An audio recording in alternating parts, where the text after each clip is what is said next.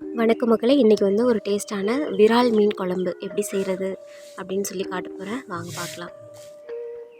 முதல்ல ஒரு கடாய் வச்சு அதுக்கு வந்து தேவையான அளவு நல்லெண்ணெய், கடுகு, கொஞ்சமாக கடுகு, அதுக்கப்புறம் கொஞ்சமாக வெந்தயம், கருவேப்பிலை எல்லாத்தையும் சேர்த்து நல்லா வந்து வெடிக்க விடணும்.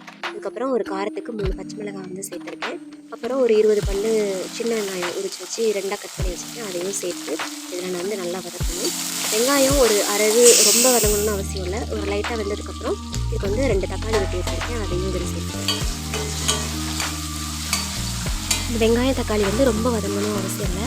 ஒரு பாதி வெந்தாலே போதும். வெந்ததுக்கப்புறம் கொஞ்சமாக அதுக்கு தேவையான அளவு உப்பு சேர்த்துக்கிறேன். இதுக்கு வந்து 2 ஸ்பூன் மல்லித்தூள், 1 ஸ்பூன் வந்து மிளகாத்தூள் வந்து சேர்த்துருக்கேன். கொஞ்சமாக மஞ்சத்தூள். இது வந்து எண்ணெயில் வதக்கும் போதே சேர்க்கும் போது கலர் வந்து நல்லா கிடைக்கும். ஸோ அதனால் எண்ணெயில் வெங்காயம் தக்காளி வதங்கும் போதே நம்ம வந்து மிளகாத்தூள் மல்லித்தூள் வந்து சேர்க்கணும். இப்போ இதுக்காக நான் எடுத்து வச்சுருக்க புளி கரைச்சி புளியும் இதில் நான் வந்து சேர்த்துக்கிறேன். இது வந்து ஒரு மீடியம் ஃப்ளேமில் வச்சு ஒரு 10 நிமிஷம் வந்து இதை வந்து கொதிக்க விடணும். இப்போ இது கொதிச்சுட்டு இருக்கும்போது நம்ம சைடில் தேங்காய், அரை சின்னதாக ஒரு வெங்காயம், ஒரு பாதி வெங்காயம் போதும், பெரிய வெங்காயத்தில் பாதி வெங்காயம் ப்ளஸ் ஒரு தக்காளி, இதை சேர்த்து நல்லா ஃபைனாக வந்து அரைச்சிக்கணும். பாருங்கள், இப்போ குழம்பு வந்து ஒரு 10 நிமிஷமாக கொதிஞ்சதுக்கப்புறம் இந்த அளவுக்கு இருக்குது. இப்போ நான் அரைச்சி வச்சுருக்கிற அந்த தேங்காய் விழுதையும் இதில் வந்து சேர்த்துக்கிறேன்.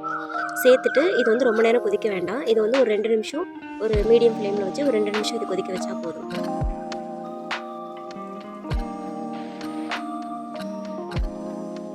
இப்போ ஒரு 2 நிமிஷம் கொதிச்சதுக்கப்புறம் மீன் குழம்புக்கு மாங்காய் வந்து சேர்க்குறேன். நான் எப்போவுமே மீன் குழம்புல மாங்காய் சேர்ப்பேன்.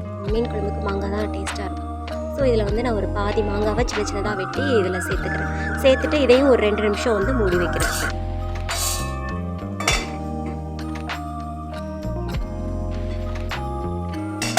இப்போ மாங்காவும் வெந்து நல்லா மீன் குழம்பு வந்து கொதிச்சிட்ருக்கு. இந்த ஸ்டேஜில் வந்து மீனை வந்து நம்ம சேர்த்துக்கலாம்.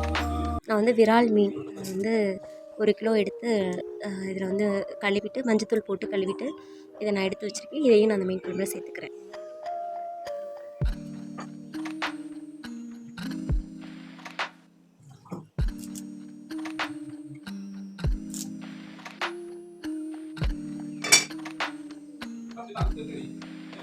அவ்வளோதான் மக்களே, ஒரு டேஸ்ட்டான மீன் குழம்பு வந்து ரெடி ஆகிடுச்சு. இதே மாதிரி நீங்கள் ட்ரை பண்ணுங்கள். நிறைய பேர் புளி கரைசலோடையே மிளகாத்தூள் மல்லித்தூள்லாம் சேர்த்து செய்வாங்க. ஆனால் இந்த மாதிரி ட்ரை பண்ணி பாருங்கள், ரொம்ப டேஸ்ட்டாக இருக்கும்.